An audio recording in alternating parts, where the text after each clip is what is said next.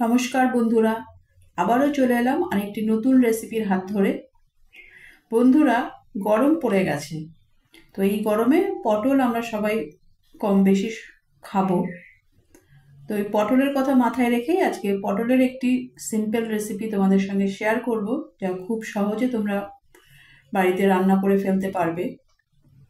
খুব বেশি উপকরণ এতে লাগবে না। বাই দ্য ওয়ে, আমি দীপালি, তোমরা দেখছো তোমাদের চ্যানেল মায়ের আদরে রান্না, মায়ের পরম যত্ন ও ভালোবাসাকে সঙ্গী করে। তাহলে চলো দেখে নিই কী কী উপকরণ লাগছে। এর জন্য আমাদের লাগছে পটল। পটল আমরা ভালো করে কেটে নিয়েছি, মাঝখান থেকে চিড়ে দিয়েছি ভালো করে ছুলে। আলু সেদ্ধ, একটি বড় সাইজের আলু সেদ্ধ করে টুকরো করে কাটা আছে। আর লাগছে টমেটো কুচি, একটি বড় সাইজের টমেটো কুচি করা আছে। আর লাগছে হলুদ গুঁড়ো, সাদা তেল, জিরে গুঁড়ো, কালো জিরে ফোড়ন দেবার জন্য, ধনে গুঁড়ো, নুন, আর লাগছে কাশ্মীরি মির্চ গুঁড়ো, আর কাঁচা লঙ্কা 4টি, 2টি পাকা 2টি সবুজ। তো চলো এবার রান্নাটা শুরু করে দিই। কড়া বসিয়ে দিয়েছি গ্যাসে, কড়া গরম হয়ে গেছে। এবার তেল দিয়ে দেব 2 টেবিল চামচ। তেল দিয়ে দিয়েছি, তেল গরম হয়ে গেছে। এবার কালো জিরে ফোড়ন দিলাম 1/2 চা চামচ। এবার পটলগুলো দিয়ে দিচ্ছি আস্তে আস্তে। পটলগুলো ভালো করে ভেজে নিতে হবে। সামান্য নুন দিয়ে দিলাম যেন তেল না ছিটকায়। পটলটা আমরা মিডিয়াম ফ্লেমেই ভাজতে থাকবো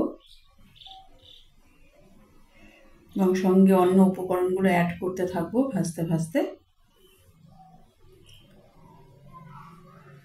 তোমরা রেসিপিটি দেখতে দেখতে চ্যানেলটিকে সাবস্ক্রাইব করে বেল আইকনটি প্রেস করে রাখো, যেন পরবর্তী নোটিফিকেশন সবার আগে তোমার কাছে পৌঁছায়।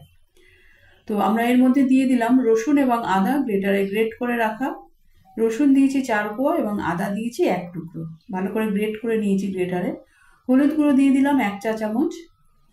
ভালো করে নেড়ে দেব যেন কালার ভালো চলে আসে হলুদের এবং কাঁচা গন্ধ না থাকে।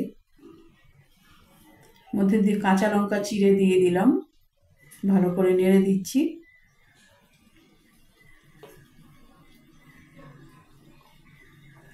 চার টুকরো দারচিনি দিয়ে দিলাম, এতে ফ্লেভারটা খুব সুন্দর আসবে।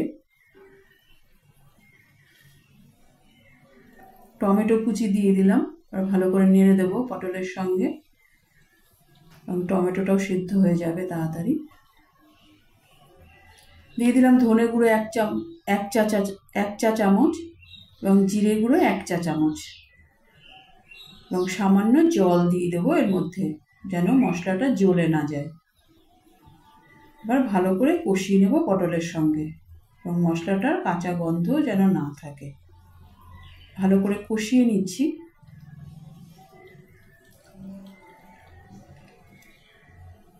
এই সময় গ্যাসের ফ্লেমটা হাই রাখতে হবে, মিডিয়াম টু হাই রাখবে। মধ্যে আলুর টুকরোগুলো দিয়ে দিলাম, সেদ্ধ করা আলুর টুকরো। ভালো করে পটলের সঙ্গে কষিয়ে নেব আলুগুলোকেও।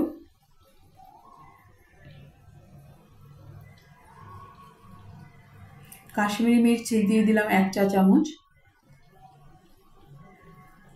ভালো করে নেড়ে দিচ্ছি। তোমাদের আমার এই প্রয়াস কেমন লাগছে তা কমেন্ট করে অবশ্যই জানাবে এবং আরও নিত্য নতুন রেসিপি দেখার জন্য চ্যানেলটির সঙ্গে জুড়ে থাকবে।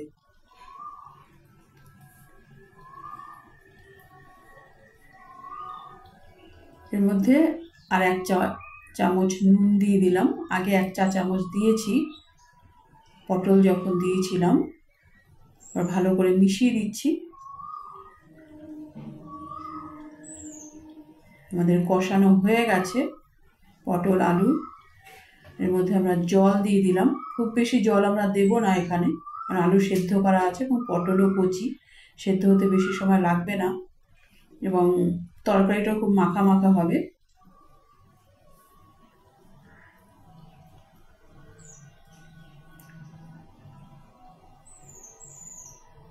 পটল দেখেই বোঝা যাচ্ছে যে অলমোস্ট সেদ্ধ হয়ে গেছে। ঢেকে আমরা 5 মিনিট রাখবো হাই ফ্লেমে। দেখো 5 মিনিট হয়ে গেছে, ঝোল টকবক করে ফুটছে, আর আলু তো সেদ্ধ করাই ছিল, সুতরাং বেশি সময় লাগবে না রান্নাটা হতে। তোমরা এই রেসিপিটা রুটি, পরোটা, লুচি এবং ভাতের সঙ্গে ট্রাই করতে পারো, খুব ভালো লাগবে। আমরা হাফ চা চামচ চিনি দিয়ে দিলাম এর মধ্যে, এবং ধনে পাতা কুচি দিয়ে দিলাম। এবার ভালো করে নেড়ে দেব,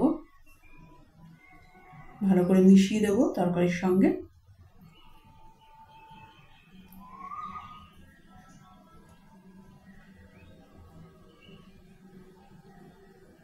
খুব অল্প সময় তোমরা রেসিপিটি বানিয়ে ফেলতে পারবে।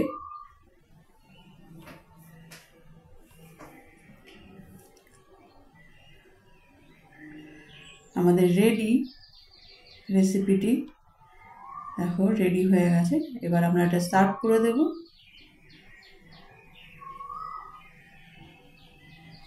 সার্ভ করে দিচ্ছি। আমাদের সার্ভ হয়ে গেছে আলু পটল। এবার আমরা ধনেপাতা কুচি দিয়ে এটা গার্নিশ করে দেব। তোমরা ভাত, রুটি, লুচি, পরোটা সবার সঙ্গে ট্রাই করতে পারো। রেসিপিটি যদি ভালো লাগে তাহলে লাইক করে দিও এবং তোমার প্রিয়জনদের সঙ্গে প্রচুর প্রচুর প্রচুর শেয়ার করো। এবং আরও এই ধরনের নিত্য নতুন রেসিপি দেখার জন্য চ্যানেলটিকে সাবস্ক্রাইব করে বেল আইকনটি প্রেস করে রাখো, যেন পরবর্তী নোটিফিকেশন সবার আগে তোমার কাছে পৌঁছায়। পরবর্তী এপিসোডে আবার দেখা হচ্ছে, ততক্ষণের জন্য সবাই সুস্থ থেকো, ভালো থেকো, নমস্কার।